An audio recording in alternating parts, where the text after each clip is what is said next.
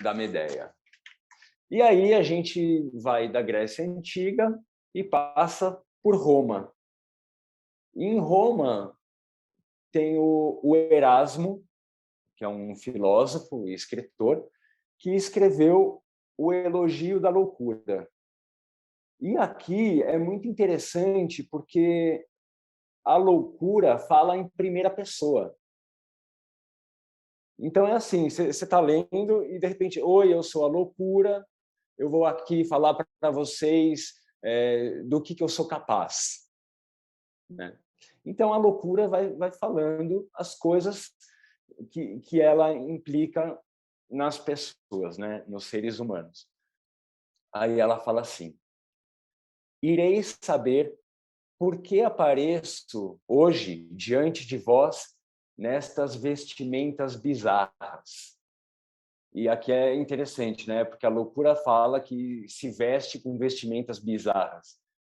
E se a gente pegar no dicionário, o bizarro tem a ver com estranho, incomum, esquisito, diferente, né?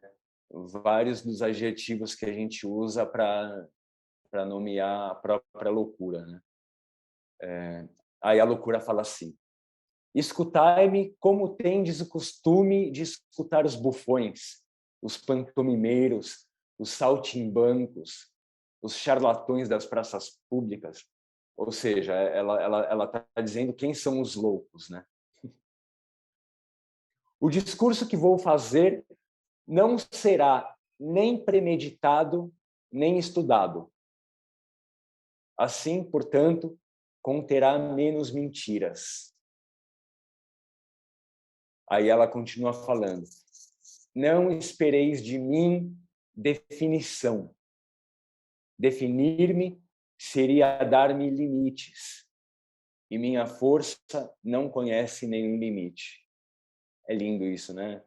Pensar nessa ideia de que a loucura não tem limite, né? Uma pessoa enlouquecida é capaz de tudo, né?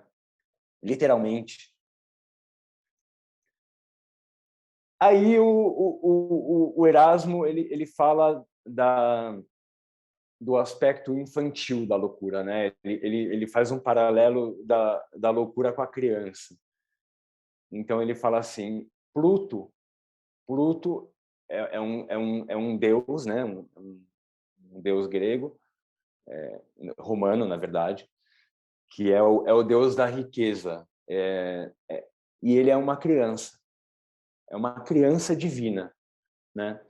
Aí a loucura fala assim: o Pluto foi meu pai, ou seja, a loucura é a filha de uma criança, né?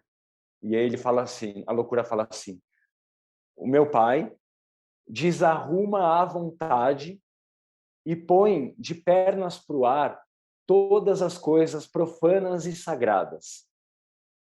Esse Pluto que conduz a seu capricho tudo que é sério, tudo o que é divertido. Aí ela continua dizendo assim: meu pai não me concebeu em seu cérebro. Nasci em meio aos transportes deliciosos do amor. Me engendrou em pleno vigor da idade, quando o fogo da juventude inflamava suas veias e o néctar que bebera de um trago à mesa dos deuses o deixou de bom humor. Ou seja, a loucura nasceu não de um ato pensado, mas de um ato apaixonado. E depois a gente vai ver que a paixão, o pathos, tem muita similaridade, né, com a loucura.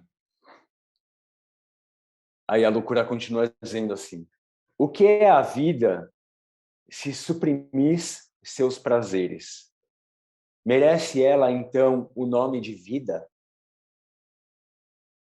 Aí o Sófocles diz assim, né? A vida mais agradável é a que transcorre sem nenhuma espécie de sabedoria. Isso é muito legal, né? A infância, a primeira idade do homem, é a mais alegre e a mais encantadora de todas as idades. Por quê? Porque tem uma atmosfera de loucura nas crianças. Se a gente for pensar, o próprio ato de brincar, é legal pensar isso, né? Porque brincar é se colocar num ato desarrazoado, né? A criança não pensa, bom, agora eu vou brincar disso. Não, a criança vai, né? Muitas vezes você fala, ô, fulano, larga isso que você vai se machucar. A criança não pensa na hora de brincar, ela vai, né? É o adulto que fala, não, vem aqui, não seja tão louca, não seja tão louco, né? Para com isso. É, ainda que sobre o ato louco da criança, que é o ato de brincar. Disparatar, repetir sempre as mesmas coisas. Não é ser criança? Não é, sobretudo, porque carece de razão que essa idade nos distrai e nos diverte? Aí tem um provérbio aqui que o Erasmo traz, na Voz da Loucura, um provérbio que fala assim: odeio numa criança uma sabedoria prematura. Uma criança que diz coisas razoáveis, tem um distanciamento assim, você pensa, nossa, que idade que você tem, né? Uma criança, outro dia, eu trabalhei muito com crianças em acampamento, né? E aí uma vez uma criança de 4 anos estava pensativa, assim, parecia um adulto mesmo. Estava pensativa. Aí eu perguntei o que foi, né? Por que você está pensativa? Aí a criança de 4 anos falou assim para mim: estou refletindo sobre o meu passado. Uma criança de 4 anos falar isso para você, você é um adulto, né? Vai brincar, vai jogar bola, vai ser louca, né? Não vem me falar de reflexão, porque não combina com você. Você é uma criança, né? É... E aí a loucura continua dizendo: cabe a mim dar ao velho o delírio que o faz disparatar, mas é também esse afortunado delírio que afasta dele as inquietudes, as tristezas que atormentam o sábio. Ou seja, o Erasmo começa a pensar essa aproximação da criança com o velho a partir da loucura, né? Tanto a criança quanto o velho são suscetíveis de atos loucos, né? E claro, aqui quando a gente pensa na loucura do velho, a gente fala de demência, sobretudo, né? Senilidade e tal. Aí a loucura fala assim: os velhos apreciam muito a companhia das crianças, e as crianças a companhia dos velhos. Pois os deuses gostam de unir os semelhantes. Ambos têm cabelos escassos, uma boca sem dentes, gaguejam, tagarelam.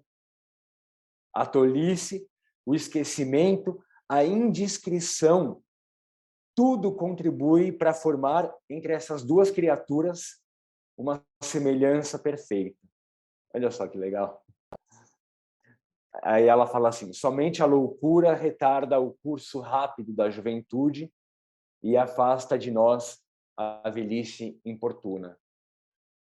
E aqui, de novo, aquele conceito, né, da, da loucura como um antagônico da, do, daquilo que de você saber a sua própria condição, né? Se você está demente, você não sabe, você não compreende que você está sofrendo. Enfim, nesse sentido, a loucura é uma coisa muito positiva, tanto na criança quanto no velho, né?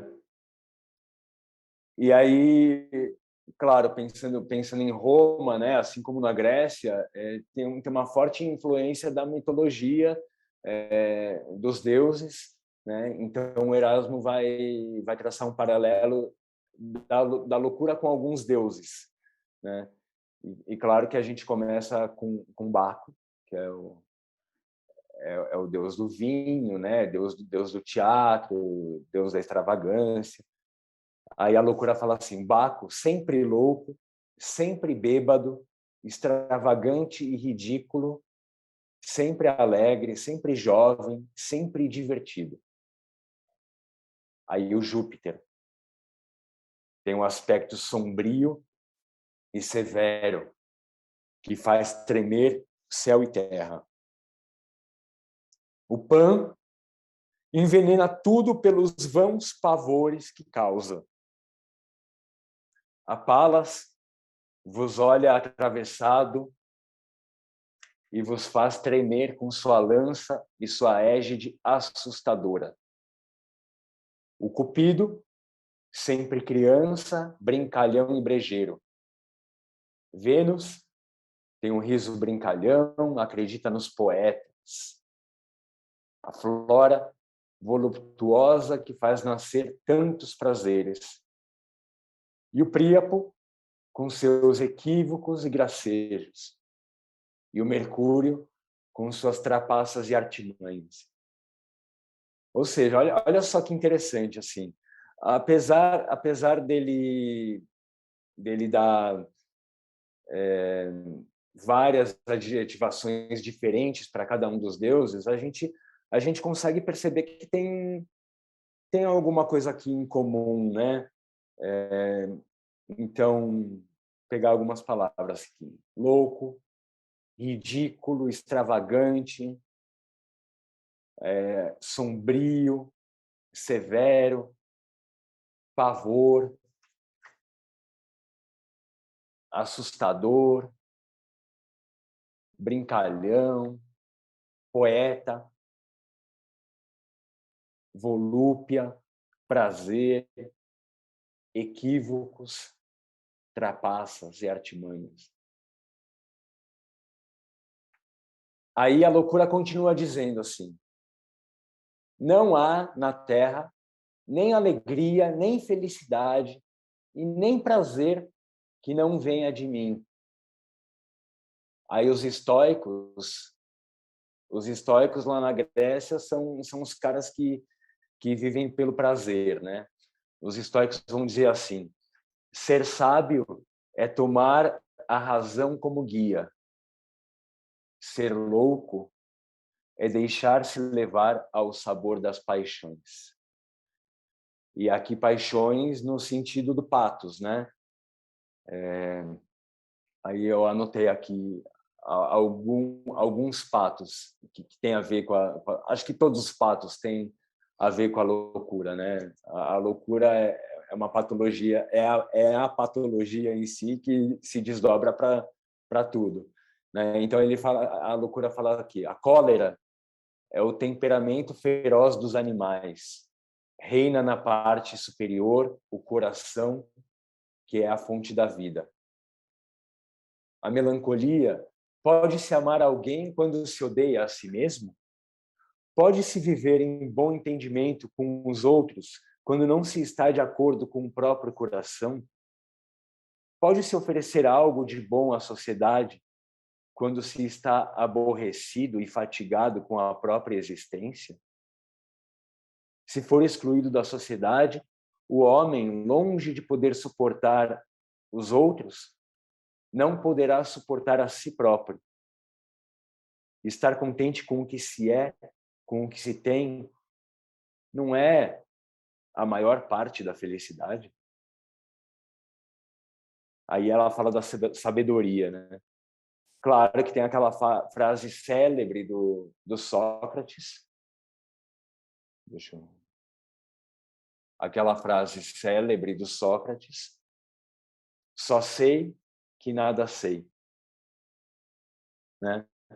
Aqui a gente pensa na sabedoria como oposição da loucura, no sentido de que a sabedoria aqui é a causa de todos os males, né? No caso do Sócrates, foi a sabedoria que o levou a ter que tomar cicuta, né? Porque de tão sábio, ele enfrentava as autoridades, né? E questionava as autoridades que, bom, o Sócrates só nos resta acabar com a loucura dele, né? Que é uma loucura sábia, a sabedoria. Aí tem a prudência, que consiste na experiência. Quem é mais prudente? O sábio, que o temor ou a vergonha impedem de empreender, ou o louco, que não tendo vergonha e jamais vendo o perigo, empreende ousadamente tudo que lhe passa pela cabeça? O louco aprende a ser sábio às suas próprias custas. Olha só que lindo isso, gente. Muito legal. Bom, e aí a loucura continua, né? Falando assim: há duas coisas que impedem o homem a conhecer verdadeiramente as coisas: a vergonha, que ofusca a alma, e o temor, que lhe mostra o perigo e desvia de empreender grandes ações. Vergonha e temor. Aí ela continua: a loucura nos livra maravilhosamente dessas duas coisas. E aí ela continua: é uma infelicidade ser louco, viver no erro e na ignorância. Mas isso é ser homem. E aqui, de novo, aquela ideia da loucura vinculada no aspecto humano, né? Quanto mais os homens se entregam à sabedoria, mais se distanciam da felicidade. Mais loucos que os próprios loucos, eles esquecem que são apenas homens e querem ser vistos como deuses. Amontoam ciências sobre ciências, artes sobre artes, e servem-se delas como outras tantas máquinas para fazer guerra à natureza. E aqui, gente, eu vou dar uma encurtada porque tem muita informação e tem muita coisa aqui para falar. Aí o Erasmo fala do bobo da corte, né? A figura do bobo da corte. Aliás, os maiores reis sentem tanto prazer em viver com os loucos que alguns não conseguem comer, nem passear, nem ficar um só instante sem eles. Os sábios nunca têm senão coisas tristes e desagradáveis a dizer aos príncipes. Orgulhosos de sua ciência, às vezes ousam mesmo ferir-lhes os delicados ouvidos com verdades duras e mordazes. Os loucos, ao contrário, proporcionam-lhe 1000 prazeres diversos. A todo instante os distraem, os divertem e os fazem dar gargalhadas. Por quê? Porque o louco diz loucuras. Tudo que o louco tem na alma está escrito no seu rosto, né? Na sua boca. O louco diz as coisas sem disfarces, ao passo que o sábio tem duas línguas, uma para dizer a verdade e a outra para disfarçá-la, dissimulá-la.